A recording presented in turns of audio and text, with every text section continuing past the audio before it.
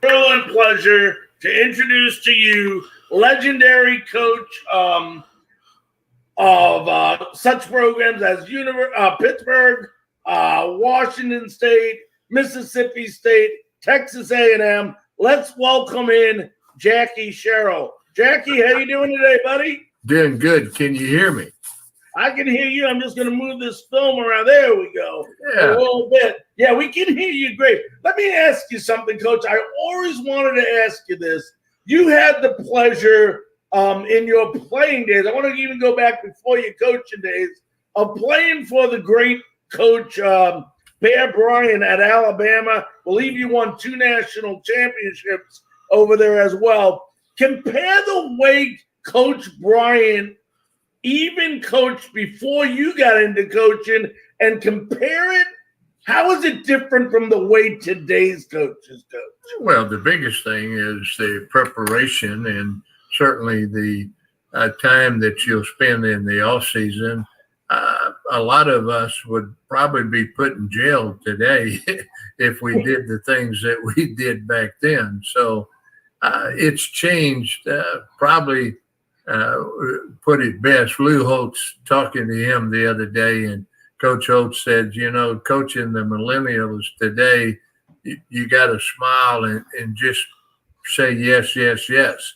Back then, Coach Bryant never said yes. So the things we went through, but all of us, and even the kids that I coach that typically that put you through some tough practices, you were able to carry that off in your life because life's not easy as well. One thing that was said this week, and I agree to, if you look at Alabama practice, they go after each other. Their practice are physical. And I've always said your job as a coach is to prepare your players mentally, practice your players, but practice them very physical, that the game that they play in is easier than your practices. And then the most important is put the players in the right position and then get out of the way and let them perform. So you analyze all that. When you say prepare, you have to prepare the players for everything. And today, and we'll take quarterbacks. When you have a quarterback that goes to the line of scrimmage and then doesn't go to the line of scrimmage, they're in shotgun, but they look over to the sideline, there's 5 seconds left on the play clock. You can't tell me they know what the defenses are. You can't tell me that they know that wide defensive end may be unblocked. So, when you look at those things, how much are you really helping your quarterback today, but not allowing him to see what he's getting ready to face? So, but that's where we are. And you see so much miscommunication between the quarterbacks and receivers today. Quarterbacks today and what we see, and certainly when you look at Ole Miss's quarterback, I call him the University of Mississippi, but when you look at their quarterback and the way that he can throw and run, then you look at other quarterbacks around the country that are mobile, you have one more person. But that don't take that away from guys that can stand in the pocket and throw it. But again, you have to give him the protection that the coaches don't have in their arsenal today because they're moving or having the quarterback be able to move in the pocket and run. But if you go back to the great quarterbacks, every one of them could make one guy miss them. What's the difference in an average quarterback and that gets sacked a bunch or a quarterback that doesn't get sacked? He just has that ability to make that one guy miss him that gives him the extra time in the pocket or the extra time to look downfield to find somebody open. Now, Coach, you also had the pleasure of being an athletic director as well as a head coach. Talk about how college football, since you began coaching, how it evolved today from the time you coached to today into a billion-dollar industry, NIL, etc. And do you like the way it is today, or do you think it was better the way, kids weren't making as much money, obviously, or any money when you were coaching? Well, I think, every young man today deserves do I like the NIL? Yes. There's no reason that we should not have the name, image, and likeness. But for all these years, up until the year that Oklahoma and Georgia sued the NCAA, and that was in the late 70s, 78, I think. Until that time, the NCAA controlled everything. They controlled the TV, the contracts, and then you look at the lawsuit very clear that the universities own the individual of their proprietary rights. So you fast forward and you have the players. The players have a right of their individual proprietary rights, whether that's signatures or whatever, pictures. And the ability, is it going to change college football? No. I don't see the quarterback at Alabama being a bad quarterback because he's making money off of his name, image. I saw a young man that played extremely way above his years. He did not look like he was actually a sophomore or a freshman playing. Right. Then you look at other quarterbacks. So the name, the image, and likeness is not going to destroy football teams like a lot of people think it is. So now you go back, you still have to earn the right to play. Just because you're on a football team, that doesn't give you the right to be the starting quarterback or the right to be the starting guard. So you still have to earn that in football or any sport. But to go forward, it's changing. We all change. You didn't have this show years ago either. You wouldn't have the opportunity. We didn't have, the IT tools. So every day it changes. So, the coaches that have the ability to understand and use all the tools. Now, the one person, we all talk about Nick Saban, and Nick, there's no question about how progressive and how good he is. But you got to give credit to the AD, Mal Moore, that hired Nick Saban, because Mal Moore allowed Nick to do whatever he needed to do to build Alabama. Nick, on the other hand, was the first coach that brought in the pro-style coaching. When I say that, that's not, but I'm talking about the staff organization. He's the first coach that had analysts. He's the first coach that had, in-house recruiter, and first coach that had high school relations coaches. And you look at the staff today, there's 30 or 40 guys that's on his staff, but they all have a job. And then you look at the NIL, and I said this when it came out, that Nick will be way ahead of everybody else. And he's hired probably either 5 or 10 people just to handle the NIL with his players, to educate them, teach them how to progressively go out and use their name, image, and likeness to get some deals and get some advertising. So, it'll be a long time before some of these coaches will have the ability to catch Alabama. I'm talking about in what they do, simply because they're not as forward thinking and they're not as progressive. Nick,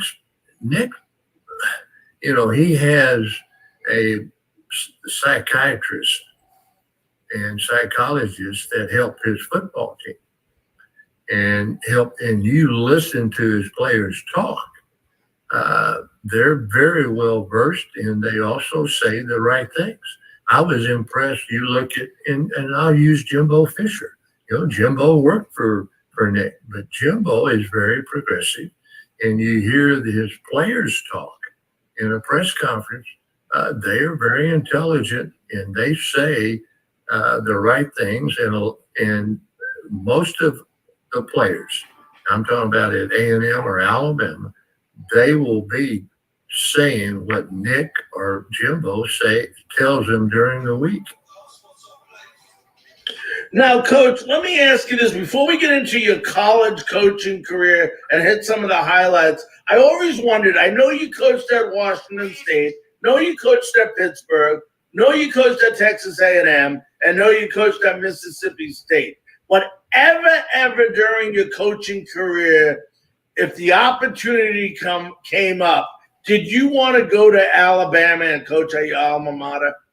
Well, I was involved at one time in that process.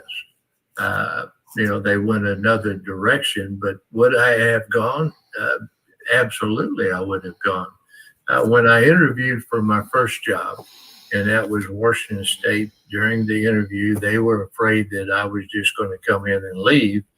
And so they asked me about that. And I said there were only two jobs I would leave for, and that would be Alabama or Pittsburgh. And so they didn't think that Coach Bryant was going to resign, nor did they think that Coach Majors. So they were okay with that. Now, let's talk about Pittsburgh a minute, because when you listen to the football historians out there, one of the teams that they say was probably one of the best put together teams of any team in college football was that 1980 Pittsburgh team, where you had so much talent, national championship, and you had so many people. Just a couple for the fans out there: Hugh Green, Mark May, Jimbo Covert, Russ Grimm, Ricky Jackson, Carlton Williamson, Tim Lee Lewis, and Dan Marino. Talk about that team, Coach, how it was put together, which obviously by you, and how special was that 1980 team? Very special. The players, there were 3 first rounders, 11 in the first 7 rounds, and I think 18 guys off of that team went to fall camp, pro camp. But the backup players, we had, players like Chris Dolman ended up in the Hall of Fame. He was a backup player. We had Bill Moss that played at Kansas City, great player. He'll probably be in the Hall of Fame one day.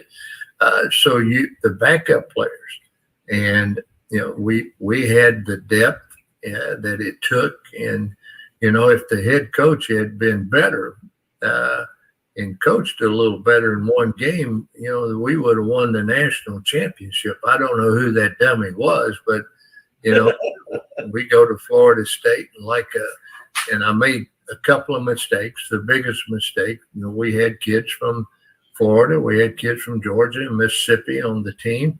So I allowed them to, and we played a night game. So during the afternoon, we had some time in there that I allowed the players to have their parents come by and say hello, because they hadn't seen them in a while.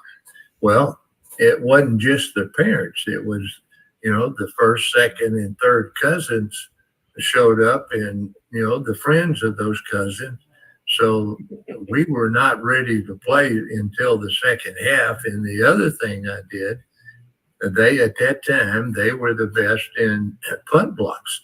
They were the first team in the country that actually would overload 5 or 6 guys on a punt block on one side, and they were very good. So we had a freshman punter. I worked extremely hard in protection, and we could protect, but we didn't cover. We kept giving a field position all the time. They kicked 5 field goals in the game to win the game, and they were not short field goals. They were 40 and 48 yarders. And but if we'd had 5 minutes left in the game, we would probably had a chance to come back and win it. But I did a very poor job, and that one game cost us, the championship that year.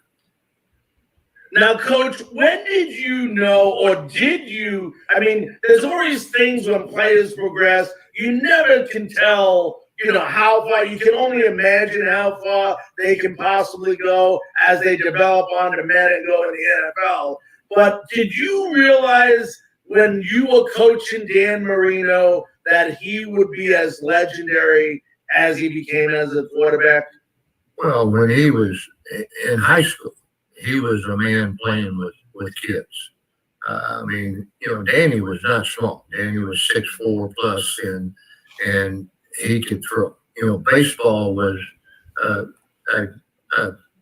probably his first choice, and I was very fortunate that he chose to come to Pitt and play football instead of signing with the Kansas City. And matter of fact, I'm sitting at the table when they send the scout or representative to sign him. And, they had the check there. They had everything.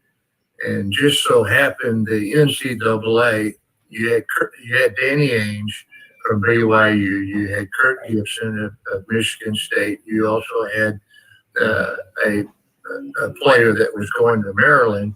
All 3 were great baseball players, and they did go off and play baseball. Danny Ainge played basketball and baseball, and Kirk football. But at that time, you could sign a Major League Baseball and still go and play college football.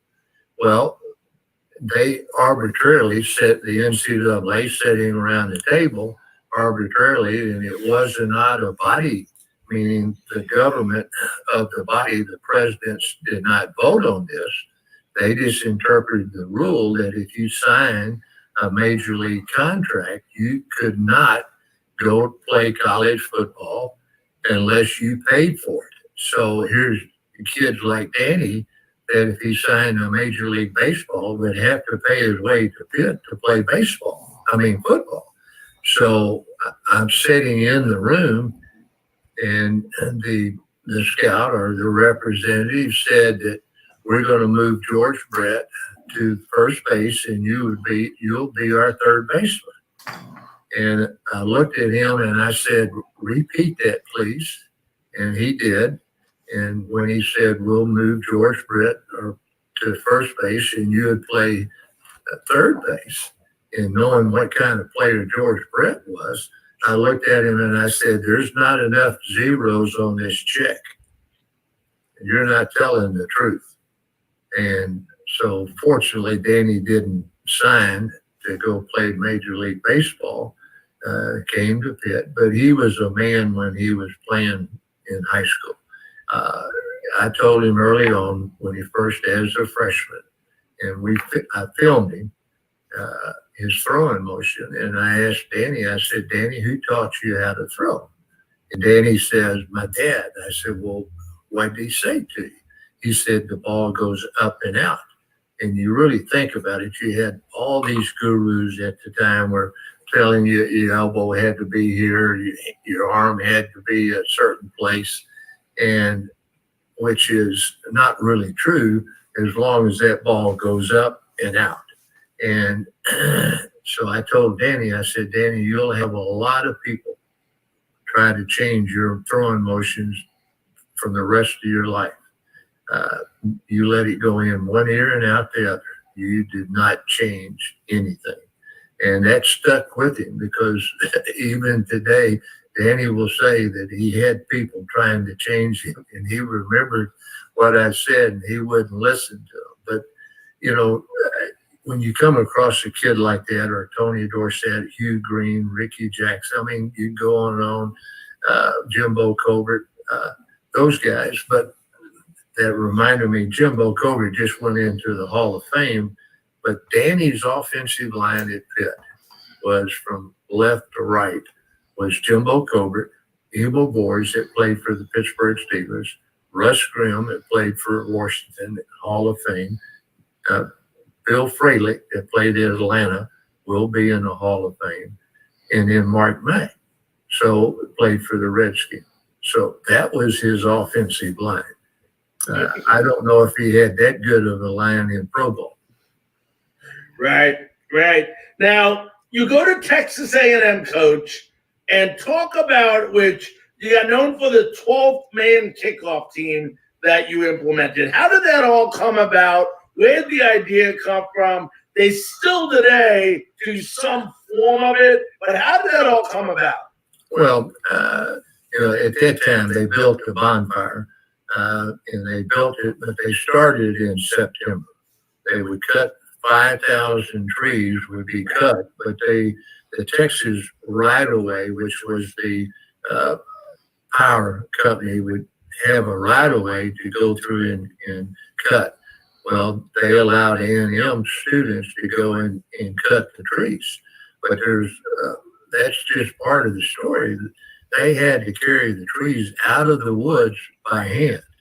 Now you're talking about trees anywhere from 8 inch in diameter to 6 feet, and so it was amazing how they would take sticks or underneath, and there'd be 20 guys picking up that tree and carrying it out of the woods. And there were 5,000 trees cut, and they capped them at 10 foot. They would stack them by size, but they would build 6. They had 4 stacks and then put the outhouse on the top. So basically 6 stacks. And I started working on the bonfire. I stopped one night, and one of the Red Pots said, "You want to go up on the 4th stack?" And I said, "Sure." Well, they put me in a stirrup of a crane, and they swung me back and forth. And of course, the students were laughing and had that dumb football coach up there, and we're making him look stupid. But anyway, I'm up on the 4th stack and wiring the logs, and they would take the log and they would bring it up by a crane, and then you would take it and wire it to 2 other logs. Well, all of a sudden, one of the guys working on the 4th stack said, "You want to go home?" I said, "No, I'm enjoying myself." And he said, "You want to go home?" I said, "No, I'm enjoying myself. I'm okay." He said, "No, you're going home." So they sit me down. They had what they called a go-home rope, and it was a 2-inch rope that you actually slid down. So the guy at the end kept raising and lowering the go-home rope. So here I am sliding up and down, going down the go-home rope and burning my hands. And the kids were laughing like crazy. Here's that dumb football coach that's coming down the go-home rope. But anyway, when I saw him pass the Red Pots picked his successor, and the Red Pots are the ones that build the bonfire. And they start when school starts, and they go all the way through. I don't think a Red Pot at that time actually went to class. Matter of fact, I think the professors came and brought their tests to them whenever they had tests, or they just didn't take them. But anyway, when I saw him pass the Red Pots, there was a 55-gallon drum. There was a little bonfire. They were about 20 yards from the stack. And the Red Pot was beating the drum with an axe handle. So he slid vertically down. When he stopped beating the drum, they vertically slid down the stack. And that means you're cutting your hands, because you got all that wire. You're sliding vertically down with nothing. And they run over, and the first one bent over, and he took 3 slats with the axe handle, and then he said, "Take your best shot." And so the guy hit him, the red pot hit him the 4th time, and the axe handle broke. So when the axe handle breaks, you start all over. So now he took 7 slats. I knew what that felt like. Because when I went through A Club, I had to get 2 slats on Saturday. We got slatted during the week. It hurt, but didn't hurt. And through some other things. But I got slatted Saturday morning, and my knees hit the top of the coat box. And I said, I ain't taking another slat, and there ain't anybody here big enough to make me either.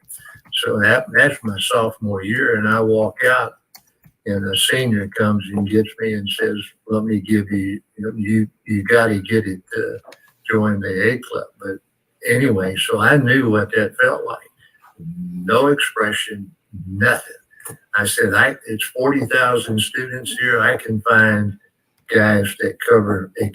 I can teach them how to cover kickoffs, and in my mind at that time, I had a little kid, and I'm talking about very little, probably 5, 6 maybe. Glennie Meyer at the University of Pittsburgh, that was the best cover guy I ever had on kickoffs. And he wasn't on scholarship.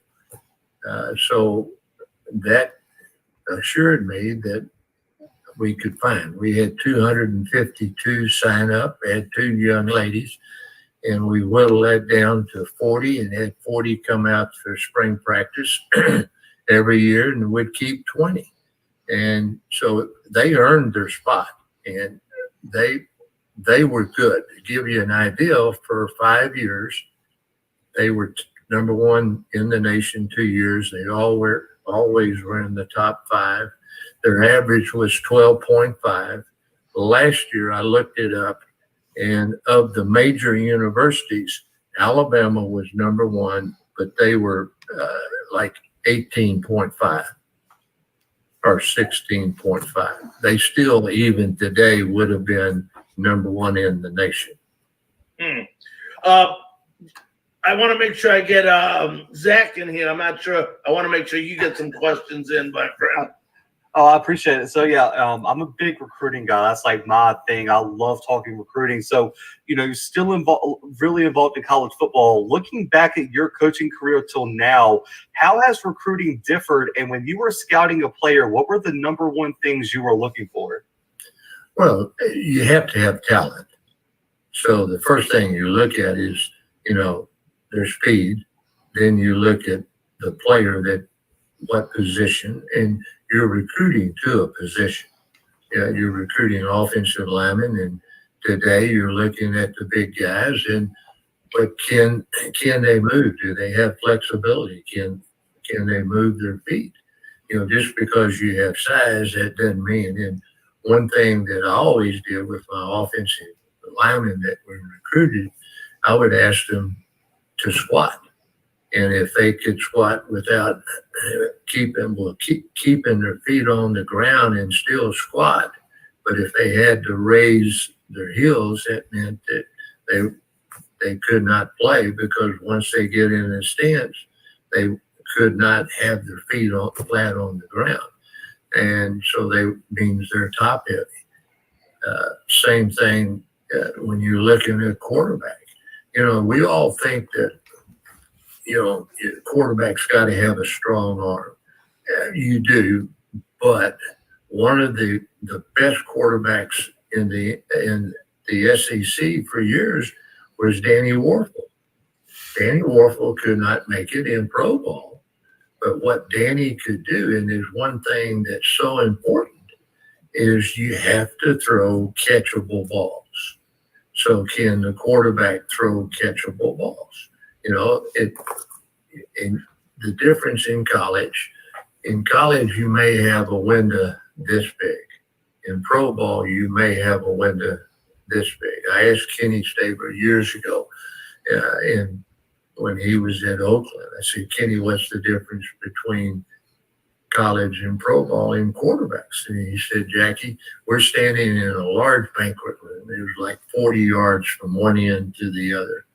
And he says, if you can't throw the ball from here to the other end without touching the ceiling and throw it into the window, you can't play in this league, which makes sense. And even today, you look at two of the greatest quarterbacks last year or all time. One played at New Orleans, and the other one ended up playing at Tampa. And Breeze and Brady, but Drew could not throw. He didn't have the arm to throw it 90 yards, but he could throw the ball and throw it where people could catch it, the receivers, catchable ball. So, I mean, it's kind of like Major League Baseball. You have a lot of pro baseball players in the Hall of Fame that could never throw 90 miles an hour, but they could hit that target, and they had balls that they could move around to hit that target, but they couldn't throw the fastball. But, Nolan Ryan was a different type of player. Same thing with quarterbacks. You look at quarterbacks today, and you look at Wilson or you look at Mahomes, but you look at quarterbacks today, or Kyler Murray, those guys, first thing you would say, looking in Johnny Manziel, they were baseball players. They were shortstops or third basemen because they could throw the ball from every direction. And, you saw Bryce the other day, and Bryce throws the ball at different angles. So the gurus years ago that your elbow had to be here, the ball had to be here. That was never true. Just get the ball to the receivers that they can catch. Right. And I mean, for me also, you recruited at such different areas. I mean, Pittsburgh's a big city. A&M is a powerhouse program that's easier to recruit at. But how hard was it to recruit to Starkville and Pullman, Washington? We see that, the big markets. We had Ames, Iowa in there too now. So don't forget about Ames or Fayetteville, Arkansas. So, Fayetteville, Arkansas, Ames, Iowa, and Pullman, Washington. You have the advantage in major cities. However, you have to recruit to your university. When I was at Pittsburgh and Texas A&M, one of the first things I'd ask a recruit, do you want concrete under your feet or do you want grass? If I was at Pittsburgh and they said grass, I knew we were not going to get them. If I was at A&M and they said grass, we got a chance to get you. Well, the most important thing that I did is I wanted to see the player in the reaction with his mother. I could care less, that's not true, but I mean, and his father, but I wanted to see a player around his mother, because if a player respected his mother and was very honest and you could see where they loved their mother or not, then you knew, I did. I felt like that I could coach that kid. A kid that was not respectful to his mother, I wasn't going to recruit. And I didn't. And there's quite a few players I walked out of the house. And, that was the same thing with Coach Bryant. The coaches hated for Coach Bryant to go visit in their homes, because they may be recruiting a player for 2 years, and Coach Bryant would walk in there in 5 minutes. He said, let's go, because he wasn't going to take them. And I judge kids on two things. I'm talking about, players, how they respect older people and how they respect kids, and especially handicapped kids. When I started taking our kids to the hospitals in 1977 at Pittsburgh, I was wanted to find out you can learn an awful lot about your players when you take them to a kid's hospital. And, the meanest, the nastiest, the toughest players were always the best in the hospitals. And at first I didn't understand it. And it was basically because they had more compassion, even though they were tough and mean and nasty on the field. And they were exposed to kids in their life, probably their family or other family members that were handicapped. And the worst kids were the nice kids. Well, what was the difference? Well, they had never been exposed to those, the kids that were handicapped. So there's a lot of ways to evaluate players. The biggest mistake I made in recruiting, and he ended up being a great player. Matter of fact, he played for SMU and came out of Beaumont. And so our assistant coach goes down there and he calls me and he says, that some of the coaches says he doesn't have, good character or questionable character. I said, we don't want him then. Well, that was Jerry Ball. And Jerry Ball was a great player at SMU. So we're getting ready to play SMU his freshman year, and I'm watching him go from sideline to sideline, making every play. And I called the assistant coach in, and I put the film on. And I said, you got to understand that if a player plays for 60 minutes from sideline to sideline, he doesn't have any character issues. I said, you made a big mistake listening to a high school, and you didn't do your homework on the kid. And we lost a great player because Jerry Ball wanted to come to A&M. And there's been kids that sitting in front of the mother, I would tell them, I'm sorry, I'm not recruiting, and get up and walk out. Right. And I mean, the last question for me, at least, is one of the biggest changes from when you were coaching to now is the transfer portal and how freely players can move back and forth, especially with the one-time transfer rule now. How does that change a coaching job, in your opinion? And for you, do you think it's a good thing for college football? It helps a lot of schools that would not get those kids to begin with. And you'll see kids that will go play somewhere else, and that may be a step down, but end up playing and being a great player for them. But on my side, meaning as the head coach at the places I was at, if a kid didn't want to be there, let him go. I mean, I don't know if either one of you have kids, but players are like kids. You have to be, and I've always said this: if you're smarter than the fifth grader, you can't play. Can't coach. And when I say that, if you're smarter than the fifth grader, you can't coach. People look at me like, what do you mean? Well, it's very simple.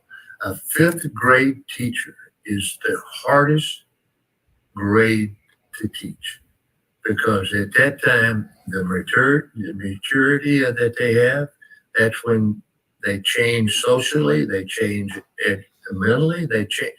That's when the kids actually start changing, because they're 10 years old or 11 years old, and they're becoming a young adult. So if that is meaning that you have a whole group of class of students, you have to teach and relate to all of them. As a football coach, you have to relate to every player, and you got to figure out how to relate to them.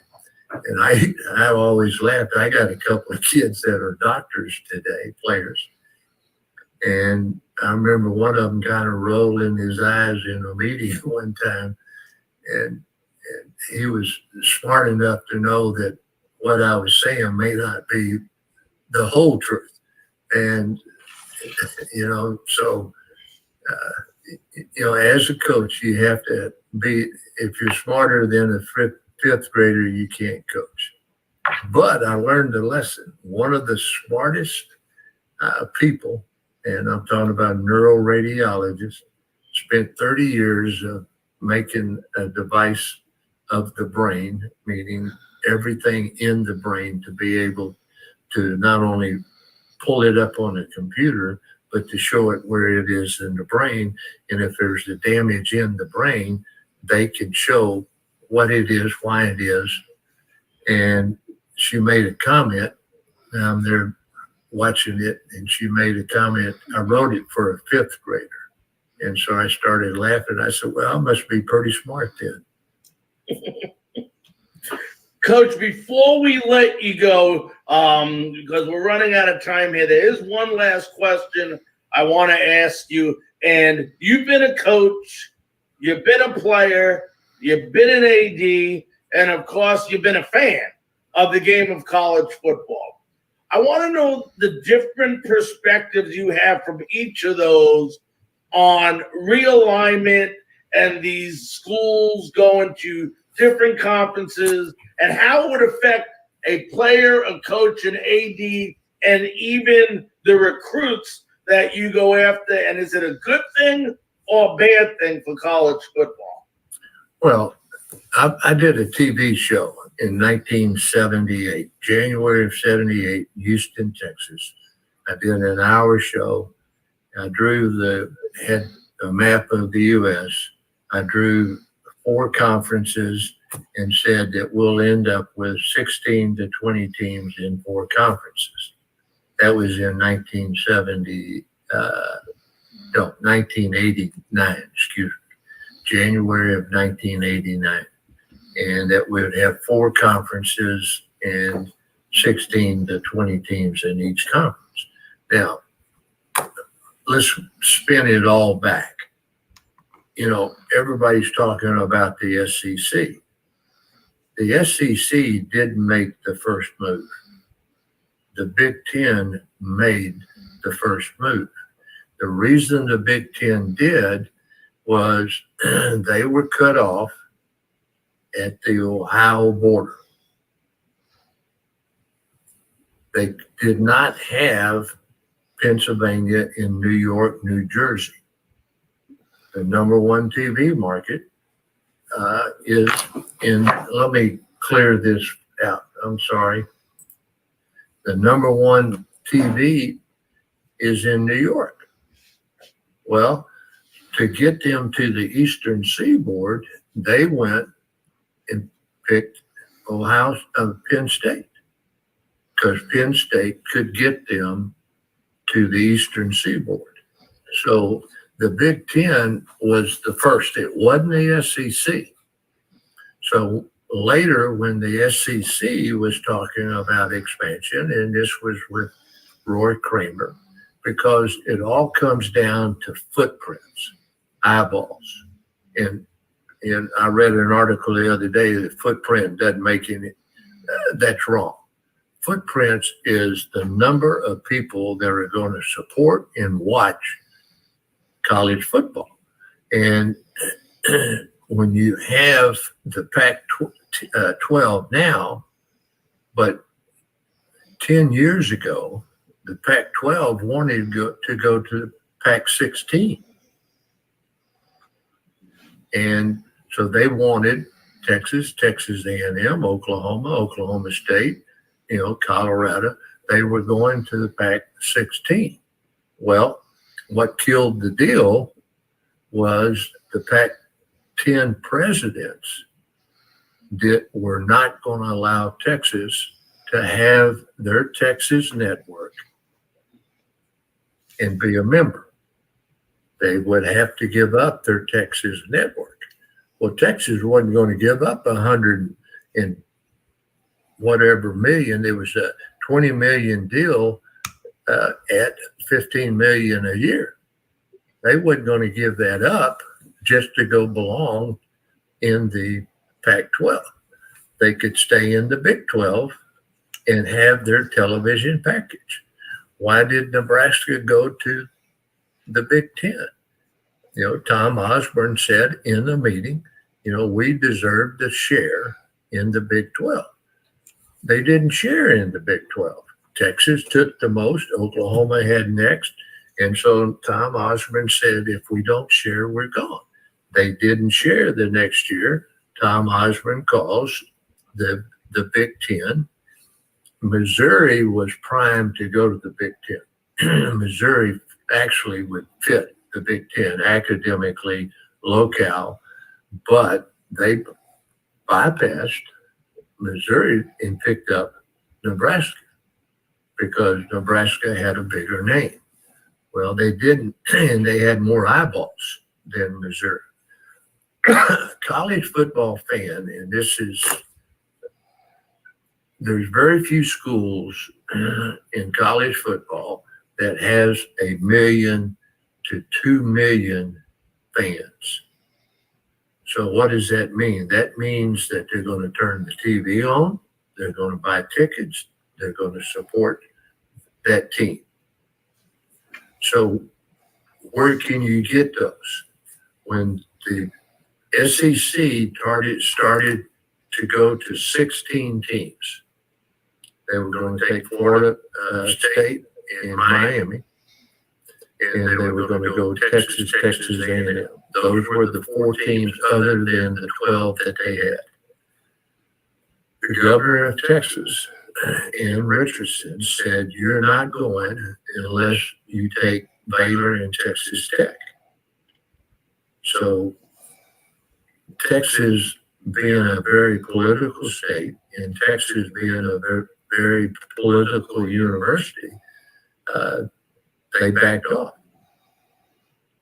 And you couldn't, because the money that you would get from the state allocations of higher education, you did not want the governor telling you you're not getting any money.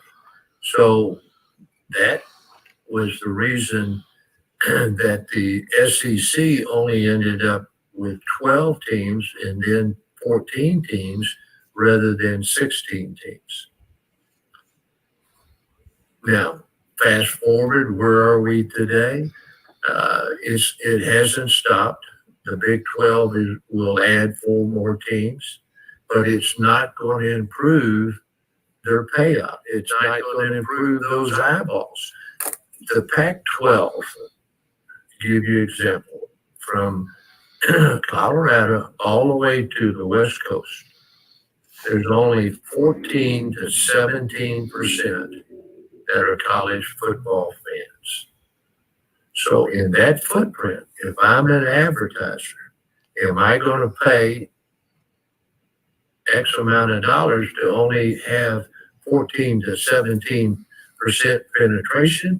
Or can I go and put my dollar in this area that I have 50 to 85% penetration? So that's never going to change. I don't care what anybody says. It's eyeballs and it's college football fans. And that's why the SEC in the South, why they have the advantage. Now, if you took Clemson out of the ACC, tell me any other team in the ACC other than Florida State. If you took Clemson and Florida State out of the ACC, do they, any stadium, have a sellout? Not consistently, no. Yeah. So the difference is you have a couple of teams, and those are the 2. Now, you had Miami years ago, but Miami is not a sellout today. Nope. Pitt's not a Syracuse. I mean, you go on and on.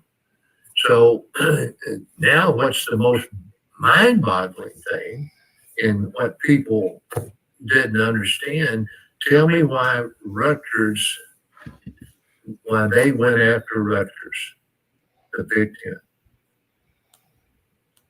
Very simple. The number one team in the New York market, fan-based team, is Rutgers.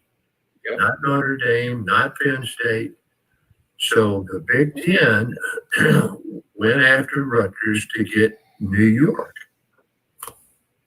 So, throwing those darts, the Big Ten throwing those darts at the SEC, they don't have any room. Those glass houses break very easy when you throw stones. Well, listen, Coach, we want to thank you so very, very much for taking the time tonight on our College Football Tuesday show to join us and go over some great, great stuff for us. We really do appreciate it. You're welcome. Now, where did you get the nickname Blue Bloods? So when we started so I have another show on top of this one, and we were just trying to think of a name that no other show had. And I'm from the South SEC, and a lot of the programs in that conference are like blue blood programs. So I was like, I looked it up, no one had it. And I was like, man, this would be a perfect catchy name because we only cover college football. So I was like, we'll go with the Blue Bloods then. Well, good luck to you guys. Thank you. All right, thank you, and be safe, Coach. You too.